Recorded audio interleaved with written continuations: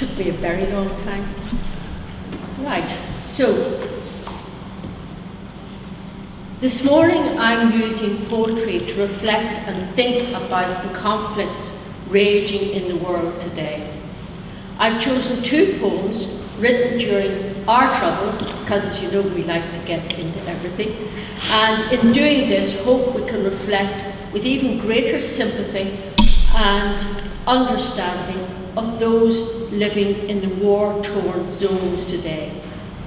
These poems I have selected are both by Michael Longley, who died in January last year, and the beautiful celebration of his life was conducted by Chris and was held in this church on the 1st of February last year.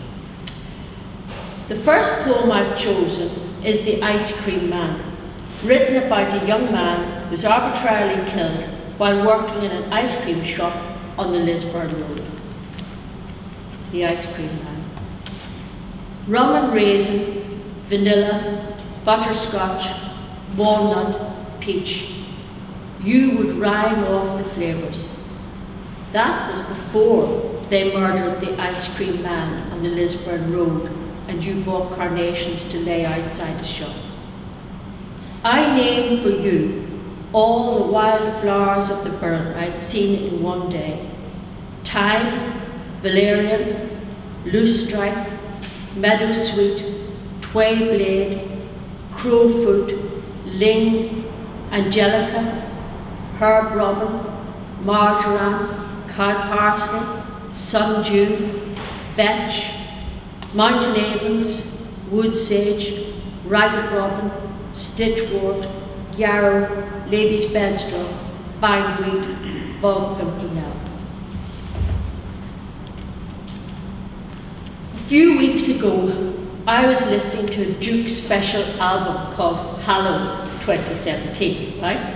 Duke was doing a musical accompaniment as Michael Longley read The Ice Cream Man.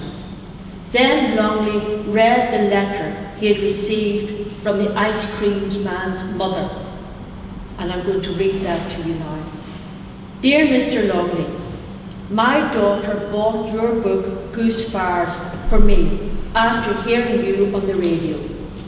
In your verse on the ice cream man, it was clear to us who you were writing about.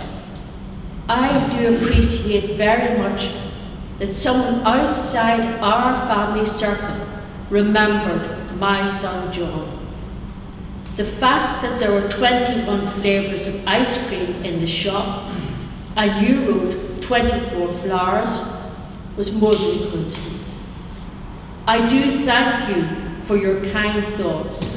May God bless you sincerely. The ice cream man's mother, Rosetta Larmer.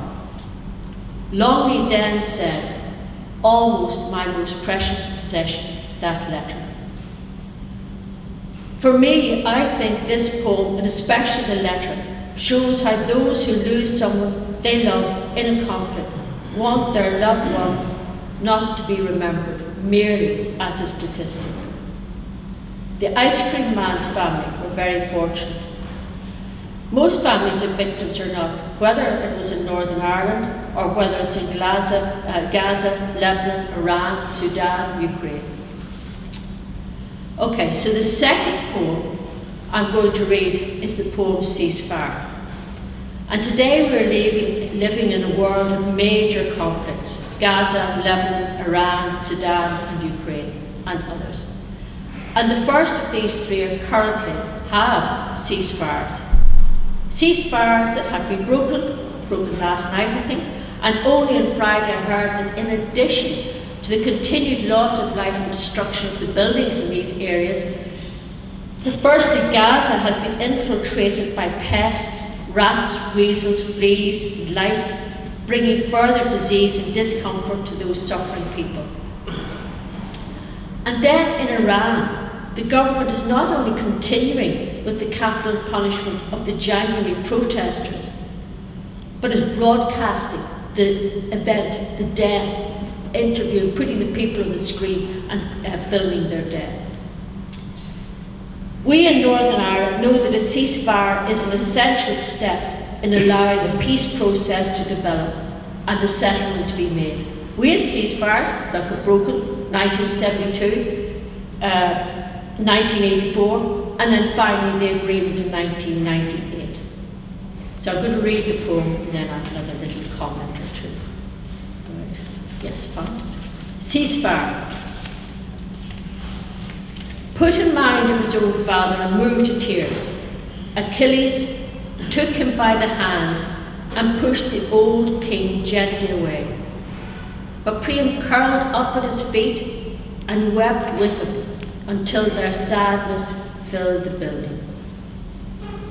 Taking Hector's corpse into his own hands, Achilles made sure it was washed, and for the old king's sake led out uniform, ready for Priam to carry, wrapped like a present, home to Troy at daybreak.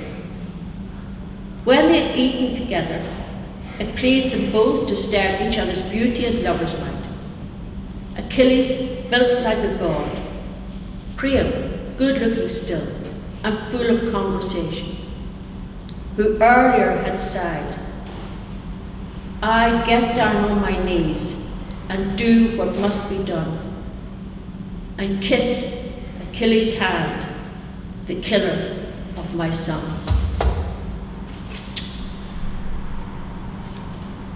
In the final lines of Longley's poem, he describes the essential meaning of a ceasefire. Only when the leaders or the people begin to think like this, or nearly like this, are people able to move to a peace agreement. I get down on my knees and do what must be done, and kiss Achilles' hand, the killer of my son. We moved from ceasefire to a peace agreement.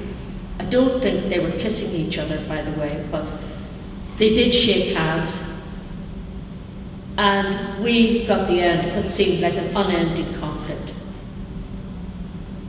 So these people will do that too, if we did, probably. Thank you.